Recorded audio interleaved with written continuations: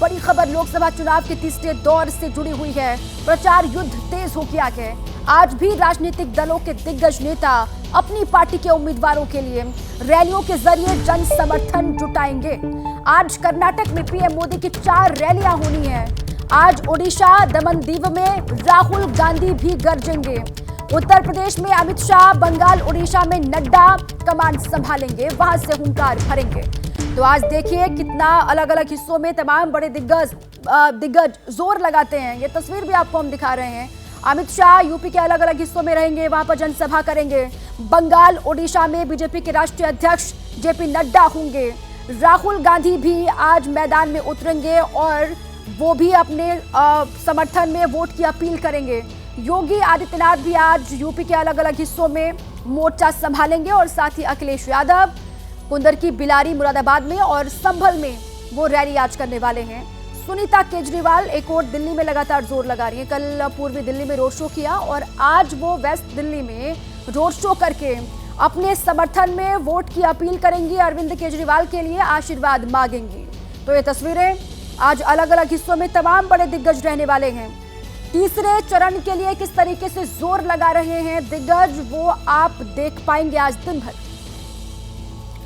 देखिए, पीएम मोदी, अमित शाह, योगी आदित्यनाथ, अखिलेश यादव, राहुल गांधी, सुनीता केजरीवाल अपनी अपनी पार्टी के उम्मीदवारों के लिए वोट की अपील करेंगे। देखिए कौन सा दिग्गज नेता आज कहां हुंकार भरेगा, आपको विस्तार से हम जानकारी देते हैं। ये देखिए कहां पर आज बड़े दिग्गज रहने वाले हैं। पीएम मोदी देखिए आज 11 बजे बेलगावी में उनकी सभा होगी। उसके बाद 1 बजे उत्तर कन्नड़ वो जाएंगे, वहां पर भी उनकी सभा होनी है। 3 बजे दावनगेरे में उनकी सभा होगी और फिर शाम को 5 बजे बेल्लारी में जनसभा करते हुए पीएम मोदी आपको नजर आएंगे। और इसके अलावा गृह मंत्री अमित शाह देखिए 12 बजे का वक्त है, कासगंज में यूपी के वो प्रचार करते हुए आपको नजर आएंगे।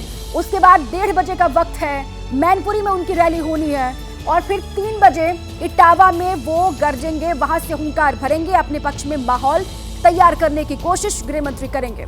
इसके अलावा बीजेपी के राष्ट्रीय अध्यक्ष जेपी नड्डा दोपहर 12:30 बजे वो बहरामपुर पश्चिम बंगाल में होंगे, वहां पर उनकी सभा होने वाली है।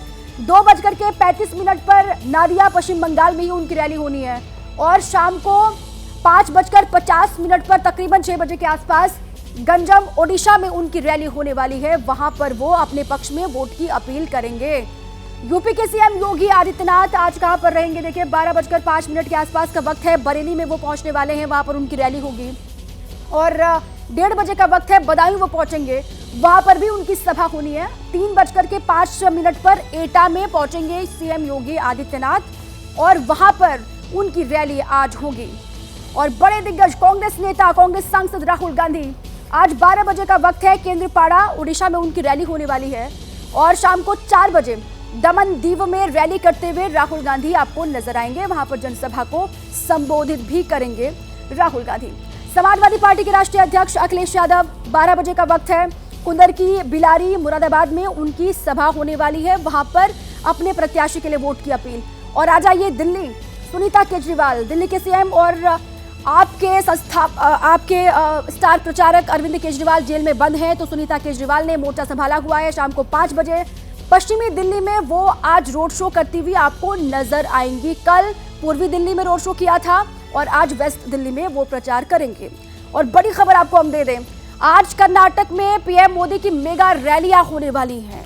कर्नाटक के बेलगाम पहुंचे पीएम मोदी, जानकारी ये सामने आ रही है। आज कर्नाटक में 4 रैलियां पीएम मोदी की होने वाली है। बेलगावी, नॉर्थ कन्नड़, दावनगेरे में रैली करते हुए पीएम मोदी आज के दिन नजर आएंगे। बड़ी खबर आपको हम दे रहे हैं, पीएम मोदी कर्नाटक पहुंच चुके हैं। कर्नाटक के बेलगाम पहुंचे पीएम मोदी और वहां पर देखिए 4 रैलियां उनकी होनी है back to back, Belagavi, north Kannada में, उसके बाद दावनगेरे में और फिर बेल्लारी में उनकी रैली होगी। और देखिए एक और बड़ी जानकारी हम आपको दे दें, तीसरे दौर के लिए सभी पार्टियों ने चुनावी अभियान को तेज कर दिया है। इसके साथ ही जुबानी जंग भी तेज होती जा रही है। प्रधानमंत्री मोदी कल महाराष्ट्र और गोवा के दौरे पर थे, जहां पर उन्होंने कांग्रेस समेत पूरे इंडिया अलायंस को जमकर निशाने पर लिया। कांग्रेस ने राम को ठुकराया, पीएम मोदी ने यह कहा, और साथ ही साथ विपक्ष देश विरोधी हथकंडा अपना रहा है, इस बात का जिक्र भी पीएम मोदी ने किया। और कांग्रेस के साथ साथ उन्होंने पूरे इंडिया अलायंस को चपेट में लिया। उन्होंने सभी पर बारी बारी से हमला भी बोला। कांग्रेस ने राम को ठुकराया, इस बात का जिक्र करते हुए, और इंडिया अलायंस ने सेल्फ गोल कर दिया। पीएम मोदी ने यह भी कहा दूसरे दौर के मतदान पूरा होने के बाद बीजेपी और एनडीए 2-0 से आगे चल रहे हैं। पीएम मोदी ने कहा कि विपक्ष देश विरोधी हथकंडा इस्तेमाल कर रहा है, कांग्रेस ने प्रभु राम का अपमान किया। दूसरे चरण का मतदान पूरा होने के बाद एनडीए 2-0 से आगे चल रहे हैं। इसलिए इंडिया अलायंस वालों ने खुलकर देश विरोधी एजेंडा और तुष्टीकरण के हथकंडों का इस्तेमाल करना शुरू कर दिया है। अयोध्या में राम मंदिर का 500 साल पुराना सपना पूरा हुआ। दशकों तक राम मंदिर को बनने से रोकने वाली कांग्रेस ने उसका भी बहिष्कार किया। क्या कोई कभी प्रभु राम के दरबार में जाने का निमंत्रण ठुकरा सकता है क्या? कांग्रेस और उसके साथी हर तरफ देश में नेगेटिविटी फैलाने में जुटे हैं। देश का संविधान उसके लिए कोई मायने नहीं रखता। कांग्रेस की यही सोच है जिसके कारण 70 साल तक जम्मू कश्मीर में आर्टिकल 370 बना रहा।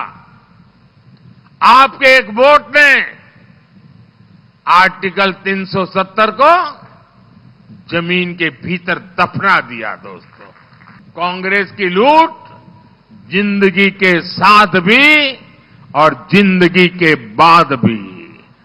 कांग्रेस वोट बैंक के तुष्टीकरण के लिए खतरनाक खेल में जुटी है। कांग्रेस धर्म के आधार पर आरक्षण देना चाहती है।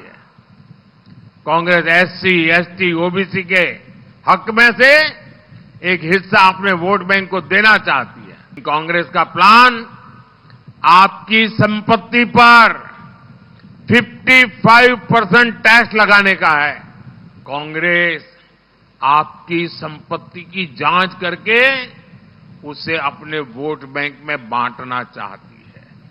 बात स्मृति ईरानी का धर्मपथ। आज सबकी नजरें केंद्रीय मंत्री और अमेठी से बीजेपी की उम्मीदवार स्मृति ईरानी पर रहने वाली हैं, क्योंकि स्मृति ईरानी कल नामांकन करने से पहले आज मंदिरों में दर्शन करेंगी। बड़ी खबर जान लीजिए आप। स्मृति ईरानी अयोध्या और अमेठी के 9 मंदिरों में मत्था टेकेंगी। सबसे पहले सुबह 10:30 बजे अयोध्या में रामलला के दर्शन करेंगी और फिर इसके बाद वो अमेठी के मंदिरों में जाकर के वहां पर आशीर्वाद लेंगी, वहां पर मत्था टेकेंगी। तो आज देखिए अलग अलग, पहले तो अयोध्या वो जाएंगे, उसके बाद फिर अमेठी में ही मंदिरों में जाकर के मत्था वो टेकेंगे।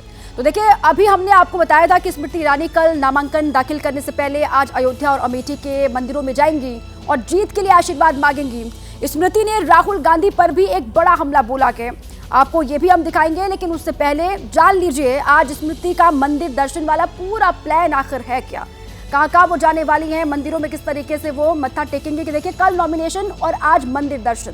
सुबह 10:30 बजे का वक्त है। सबसे पहले अयोध्या भगवान रामलला के दर्शन पूजन वो करेंगी, उनका आशीर्वाद लेंगी और उसके बाद 10:30 बजे के बाद दोपहर 12:30 बजे का वक्त है।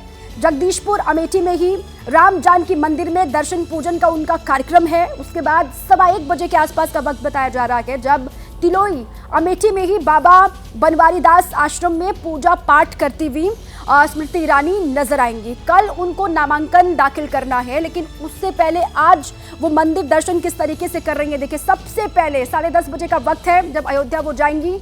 उसके बाद देखिए 2:30 बजे छतो अमेठी में ही वो लंगुरिया दास बाबा के दर्शन पूजन करेंगी, ये उनका कार्यक्रम है। और फिर 3:45 पर बसंतपुर अमेठी में सनातनी आश्रम में पूजा पाठ करती हुई वो नजर आएंगी।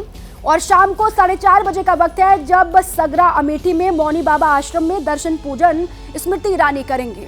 तो अमेठी में ही वो अलग अलग मंदिरों में जाएंगी। उसके बाद देखिए आप 5 बजे का वक्त है शाम के, गौरीगंज अमेठी लोधी बाबा मंदिर में दर्शन पूजन करेंगी और फिर शाम को 5:30 बजे का वक्त है। अमेठी में गायत्री मंदिर में वो जाने वाली है, वहां पर भी पूजा पाठ का उनका कार्यक्रम है। 6 बजे के आसपास संग्रामपुर अमेठी फाकड़ बाबा माता धाम में दर्शन पूजन करेंगी स्मृति ईरानी। तो आज उनका ये पूरा दर्शन का कार्यक्रम जो हमने आपको दिखाया। अब आइए आगे बढ़ते हैं। देखिए, अमेठी सीट पर 20 मई को वोटिंग होनी है। बीजेपी उम्मीदवार स्मृति ईरानी ताबड़तोड़ प्रचार कर रही हैं। एक और जहां वो मोदी सरकार की उपलब्धियां लोगों तक लगातार पहुंचा रही हैं, तो वहीं राहुल गांधी को लेकर भी जमकर वो हमलावर हैं। स्मृति ईरानी ने अमेठी में प्रचार के दौरान कांग्रेस पर बड़ा हमला बोला और कहा कि कांग्रेस आपको ना चैन से जीने देगी और ना ही चैन से मरने देगी। सुनवाते हैं। कांग्रेस ना जीने देगी ना चैन से मरने देगी। कांग्रेस की लूट जिंदगी के साथ भी, कांग्रेस की लूट जिंदगी के बाद भी। इसलिए आज सबसे कहने आई हूँ, 20 मई को जाके कमल का बटन दबाओ और कांग्रेस से अपनी संपत्ति, अपनी कमाई बचाओ, कमल का फूल खिलाओ। अमेठी में मुद्दे ढूंढ रहे थे, अब हम कांग्रेस का प्रत्याशी ढूंढ रहे हैं। लेकिन हमसे कहा गया है कि आज वायनाड का वोट हो गया है, इसके बाद कांग्रेस के प्रत्याशी आएंगे, लेकिन पहले राम मंदिर को जाएंगे। लोकसभा चुनाव के लिए नए नए मुद्दे उछल रहे हैं और पार्टियां एक दूसरे पर हमलावर हो रही हैं। इसी बीच अब राहुल गांधी के एक नए बयान पर विवाद खड़ा हो गया। बीजेपी नेता अमित मालवीय ने एक्स पर पोस्ट करके राहुल गांधी को घेरा और सवाल उठाए हैं। राहुल गांधी के राजा महाराजाओं के दिए बयान को अमित मालवीय ने राजपूत समाज से जोड़कर राहुल गांधी से माफी मांगने को कहा है। अमित मालवीय ने राहुल गांधी के इस बयान पर कहा कि राहुल गांधी को इस आपत्तिजनक टिप्पणी के लिए तुरंत राजपूत समुदाय से माफी मांगनी चाहिए। अब राजपूत वाले बयान को लेकर किस तरीके से राहुल गांधी को घेरा जा रहा है, बीजेपी नेता अमित मालवीय का एक्स पर एक पोस्ट आप देख रहे हैं। अमित मालवीय ने कहा है कि राहुल गांधी को इस बयान पर तुरंत प्रभाव से माफी मांगनी चाहिए। देखिए, अब आपको राहुल गांधी का राजा महाराजाओं पर दिया हुआ वो बयान सुनवाते हैं जो एक रैली के दौरान उन्होंने 26 अप्रैल को दिया था। राजाओं महाराजाओं का राज था, जो भी वो चाहते थे कर देते थे। किसी की जमीन चाहिए होती थी, उठा के ले जाते थे। कांग्रेस पार्टी और हमारे कार्यकर्ताओं ने देश की जनता के साथ मिलकर आजादी प्राप्त की, लोकतंत्र लाए और संविधान देश को दिलवाया। एक बार फिर मंगलसूत्र पर सियासी बयानबाजी तेज हो गई है। अब मध्य प्रदेश के सीएम मोहन यादव ने मंगलसूत्र के बहाने प्रियंका गांधी पर निशाना साधा। मोहन यादव ने प्रियंका गांधी पर सवाल उठाते हुए कहा कि प्रियंका की शादी हो गई है, इसके बावजूद वो मंगलसूत्र नहीं पहनती। इसके साथ ही मोहन यादव ने कहा कि प्रियंका ने शादी के बाद सरनेम भी नहीं बदला है।